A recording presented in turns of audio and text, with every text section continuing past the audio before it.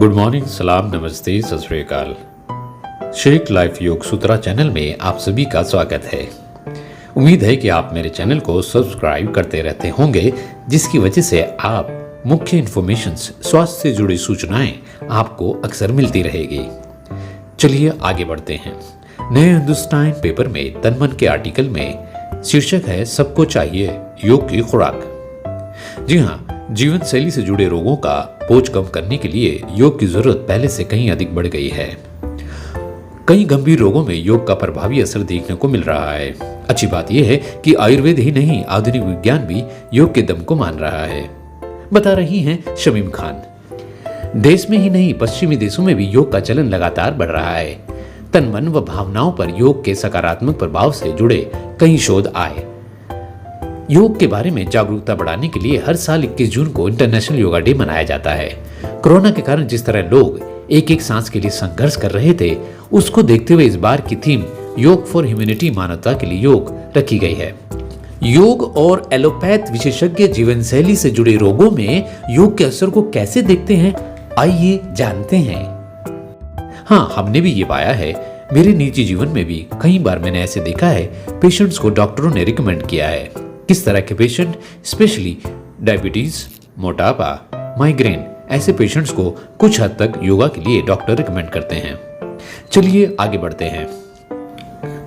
जल्दी बूढ़े नहीं होते हड्डियां और जोड़। नई दिल्ली के मैक्स सुपर स्पेशलिस्ट हॉस्पिटल के वरिष्ठ हड्डी रोग विशेषज्ञ डॉक्टर रमनीक महाजन कहते हैं, हड्डियों की मजबूती और लचीलेपन को बढ़ाने के लिए नियमित 30 मिनट व्यायाम जरूरी है। आपको योग पसंद है तो आप योग करें। सामान्य स्थितियों में नियमित वृक्षासन, ताड़ासन, पर्वतासन, वज्रासन, भुजंगासन मांसपेशियों व जोड़ों को मजबूत बनाते हैं। रोज योगाभ्यास करना कई तरह के गठिया के खतरों को कम करता है। जिन्हें पहले से हड्डियां जोड़ों से जुड़ी समस्याएं हैं, वे विशेषज्ञों से अपने लिए फायदेमंद रहने वाले आसन सीखें। कहने का तात्पर्य यह है कि जानकार योगा मास्टर से योग कराएं। ऐसे आसन ना करें जो जोड़ों पर बुरा असर डालते हैं।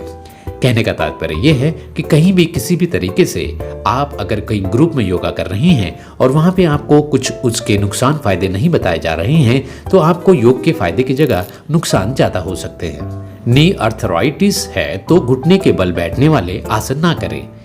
The American college of physicians ने गंभीर कमर दर्द के लिए योग को फर्स्ट लाइन ट्रीटमेंट मानने की सिफारिश की है। योगाभ्यास करने से कमर दर्द में आराम मिलता है, पर जिन्हें कमर दर्द है उन्हें भुजंगासन नहीं करना चाहिए। इससे कमर दर्द में दबाव पड़ सकता है और दर्द बढ़ सकता है।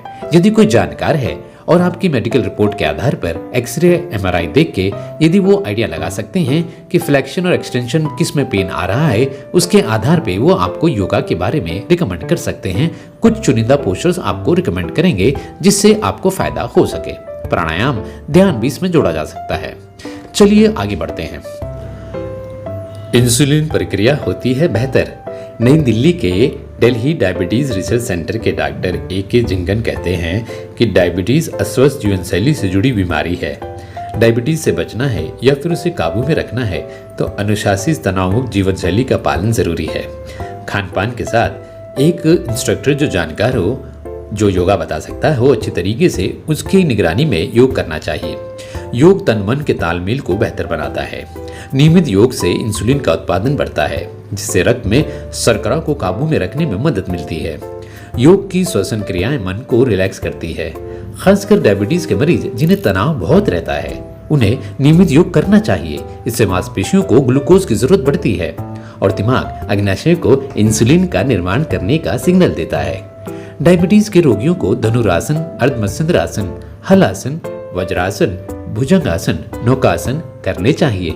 ये आसन इंसुलिन का उत्पादन और संवेदनशीलता बढ़ाते हैं।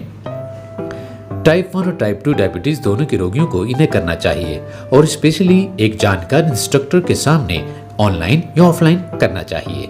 डॉक्टर जिंगन के अनुसार कुछ स्थितियां होती हैं जब दवाएं खाना जरूरी होती है। ऐसे में दवाएं समय पे लें, खान पान सही रखें और साथ में नियमित योग और व्यायाम करें।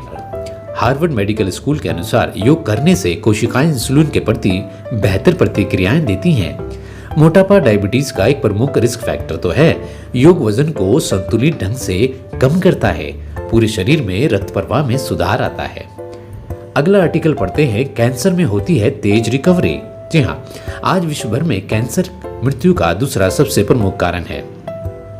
ये भी माना जाता है कि स्वस्थ जीवन शैली में कैंसर से 30 से 50% मामलों से बचा जा सकता है और ब्रेस्ट कैंसर इत्यादि में योग का बहुत अच्छा महत्व माना गया है।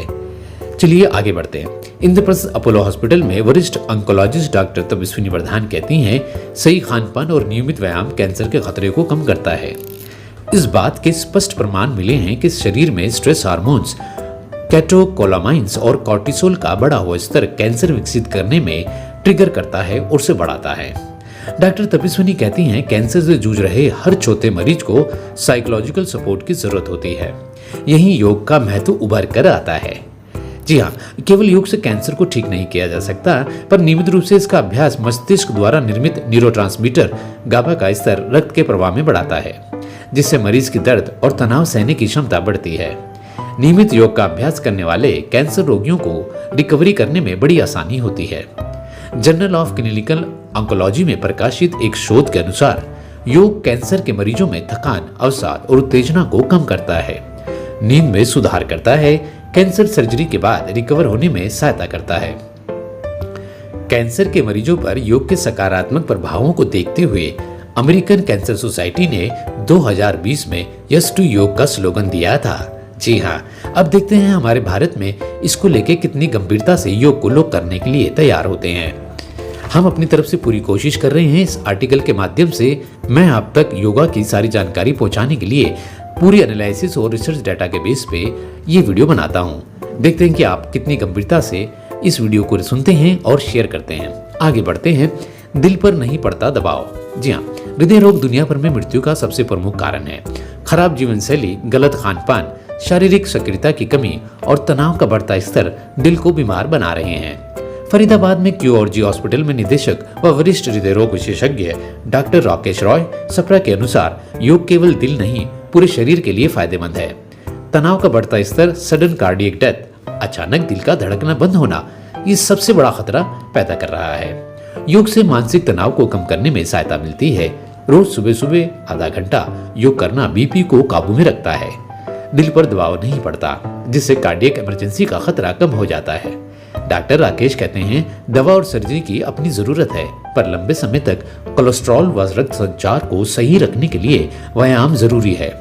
दिल के लिए योग और पैदल चलना अच्छे व्यायाम हैं। खासकर हृदय रोगियों को वॉकिंग, जॉगिंग, साइकिलिंग आदि के अलावा भी योग करना चाहिए। अच्छे जानकार योग के सामने बैठ के ऑनलाइन हो या ऑफलाइन हो करना चाहिए। योग से दिल पर दबाव कम पड़ता है। European journal of cardiovascular nursing में प्रकाशित एक अध्ययन के अनुसार प्रतिदिन 30 मिनट योग करने से वजन और बुरा कोलेस्ट्रॉल कम होता है, रक्त संचरण बेहतर होता है, यानी ब्लड सर्कुलेशन में सुधार आता है। वज्रासन, मलासन, संतुलनासन, अधोमुखी स्वासन, भुजंगासन, ताड़ासन, वृक्षासन आदि दिल के लिए अच्छे माने जाते हैं। योग करने से पहले वार्म अप जरूर करें। हृदय रोगी किसी योग विशेषज्ञ की देखरेख में ही योग अभ्यास करें तो रिजल्ट बहुत अच्छे मिलते हैं।